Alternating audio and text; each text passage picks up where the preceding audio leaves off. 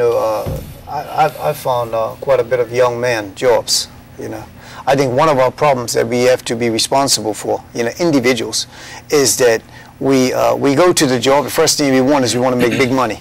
We want to be there, paid $25, $30 an hour. We don't make time.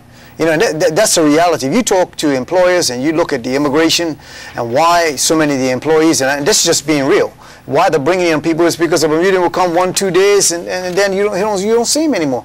And so what I'm simply saying is that there comes a sense of, do I want to do this here? What do I want to do with my life?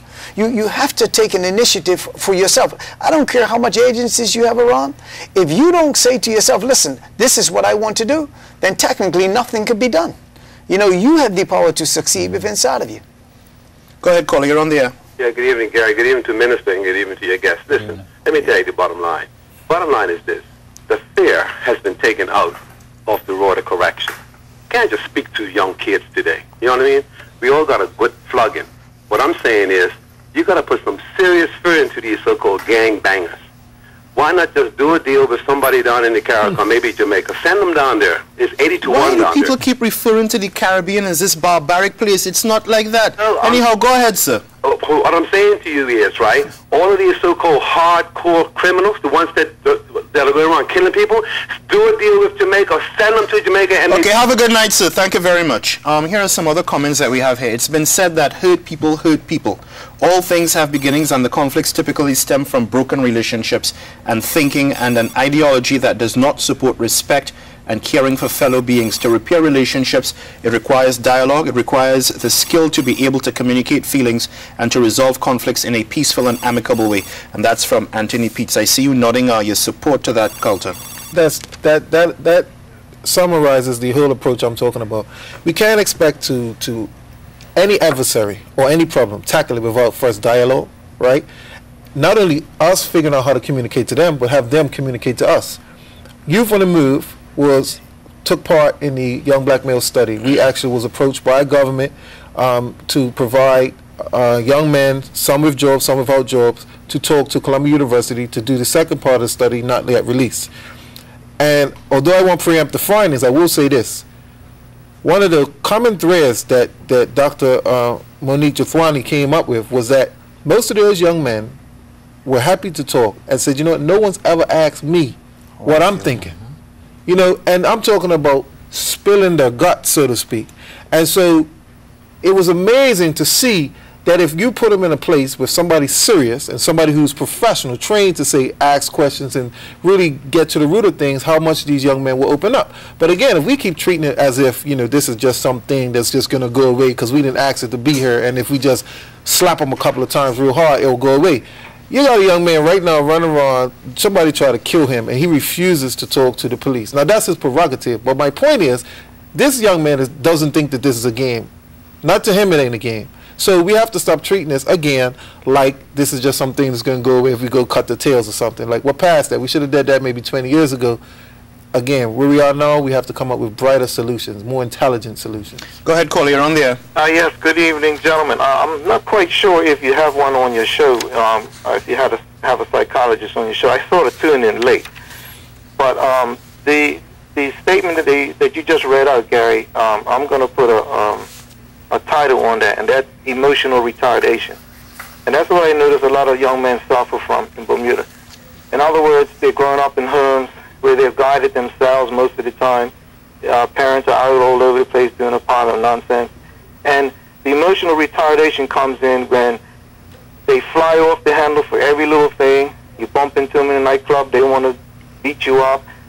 The way they express themselves, they're all hyped up and everything. I even had a nephew that was like that. And we need to teach our young men to get a hold of their emotions so that they don't act out in violent ways. So perhaps if you have a psychologist on your show and a spiritualist one night during the talk, and can explain further about that. And I haven't heard anyone mention that yet. The way that they carry themselves, you know what I mean? You can't reason with them.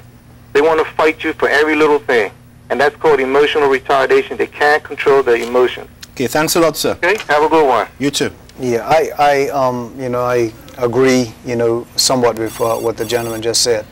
and in that we do have a triune being, you know, and as a result of having a triune being, what has happened to a lot of our young men, and Carlton said earlier, the young man that just got shot and he don't want to, you know, tell anybody. Well, obviously, you know, that not 9 times out of 10 is probably because we want to take medicine into our own hands, and so we don't want to identify things. But, you know, when we start to look at a lot of these young men, that spot that is created for education is now void. But because knowledge is power, then there is what we call a synthetic power or an artificial power that's filling these spots. And it brings short-term gratification. And as a result of this short-term gratification, the moment that they have had one spurt, because it's the same adrenaline that takes place, whether use of drugs, whether it's sex, whether it's eating, whether it's exercise, it's the same adrenaline that takes place. You know? Yeah. So when you start to look at the makeup of the neurotransmitters and the neuroreceptors that are still triggered off just like drugs, you know, you'll start to understand that what it does with these young men is it gives them a sense of power. It gives them a sense that, like, I'm in control, I'm the one, and primarily they need that there because the spot that needed to be filled by knowledge, which is power, was void. Go ahead, Cole, you're on the air. Yes, I would love to interrupt you because you said so many true things, but I think the core of the situation is the parental neglect.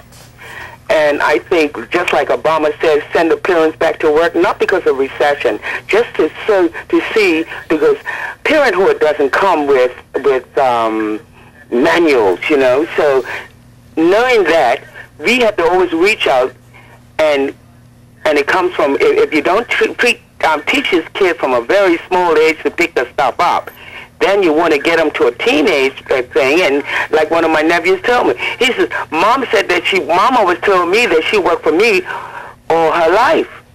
So why should I work hard?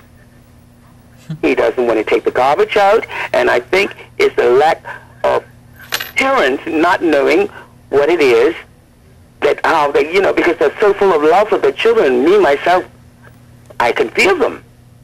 Okay, thank you very much, ma'am. Thank you, bye-bye. Before you run out of all your time and I don't get a word in, Yes. the one thing I would like to leave with folk is that we, government, we at this table don't have all the answers. Precisely. Your callers tonight, everybody in this country has a role to play, and I invite them to play it. Put your hand up and say, I can help to do something to solve this problem, even if it's with little people now, so that they don't grow up to be engaged. If you don't have no, you know, none of these people are connected to you. But everybody in this country has a role to play.